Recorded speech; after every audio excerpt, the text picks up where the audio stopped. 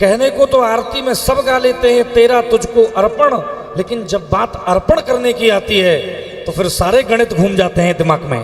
आरती में तो हम गा लेते हैं कि तेरा तुझको अर्पण, और जब कुछ देने की बात आती है तो फिर सब गणित घूम गए कि नहीं इतना नहीं देना, ऐसा नहीं करना, यहाँ नहीं करना, ये नहीं देना, नहीं ये नहीं देंगे, इतना नहीं देंगे, अरे इतना दे देंगे तो हमारा क्या होगा, फिर हमारा क्या होगा।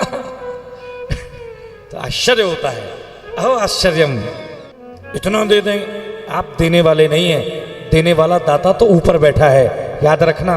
वो जब देगा, और मैं तो एक शब्द कह के आगे बढ़ूंगा कि उस देने वाले दाता ने आपको इसीलिए दिया है कि आप अपने दोनों हाथों से समाज में उसको बांटते रहें, उसको देते रहें।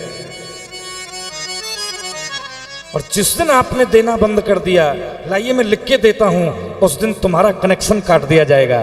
जिस दिन तुमने उदारता को छोड़ दिया, उसी दिन ईश्वर कनेक्शन काट देगा कि नहीं अब इसे भी नहीं देंगे हम। क्यों? क्योंकि देना छोड़ दिया इसने। ललितपुर के भक्तों, मैं एक बहुत अच्छी बात कह करके आगे बढ़ जाऊंगा।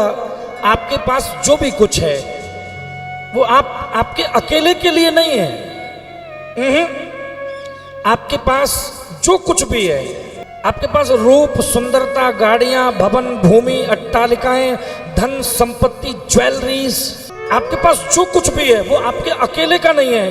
क्षमा करना मुझे, आप यदि उसे आप ये मानते हैं कि ये सब मेरा अकेले का है तो आप बहुत बड़ी चूक कर रहे हैं। छीन लिया जाएगा आपसे, छीन लिया जाएगा आपसे उसे।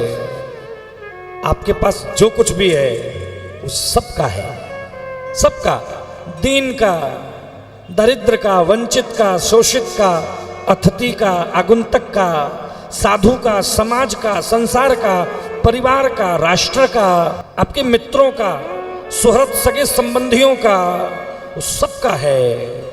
आप अकेला कुछ नहीं कर सकते। यदि आप सारी व्यवस्थाओं को ये मानते हैं कि ये सब व्यवस्थाएं अकेली मेरी हैं, छीन ली जाएंगी वो व्यवस्थाएं, ज्यादा दिन नहीं रुकेंगी आपके पास। ये बहुत रहस्य की बात बता रहा हूं मैं आपको, बड़ी अनुभवीय बात बता रहा हूं मैं आपको, कि आप उसको सबका मानिए कि मेरे पास जो है वो सबका है और मुझे सबको देना है वो। मेरे पास अगर धन नहीं है तो मेरे पास सांत्वना तो है, मेरे पास सांत्वना तो है। मैं अगर धन नहीं दे पा रहा हूं, कोई बात नहीं, हर आदमी पे पैसा नहीं होता।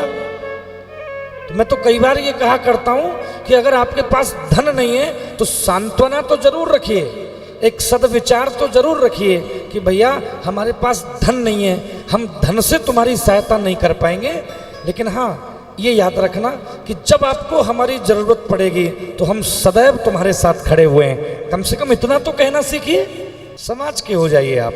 उदार चरिता नाम वसुधैव कुटुंबकम, जिसका चरित्र उदार हो जाता है, पूरी वसुधा, पूरी पृथ्वी उसकी मित्र बन जाती है। याद रखना, जिसके चरित्र में उदारता आ जाती है, ये पूरी धरती उसकी मित्र बन जाती है, वो जगन मित्र बन जाता है, सबका मित्र बन जाता है, सबका लाडला बन जाता है वो। क्यों? क्योंकि बड़प्पन है भाई उसके व्यवहार में उदारता है।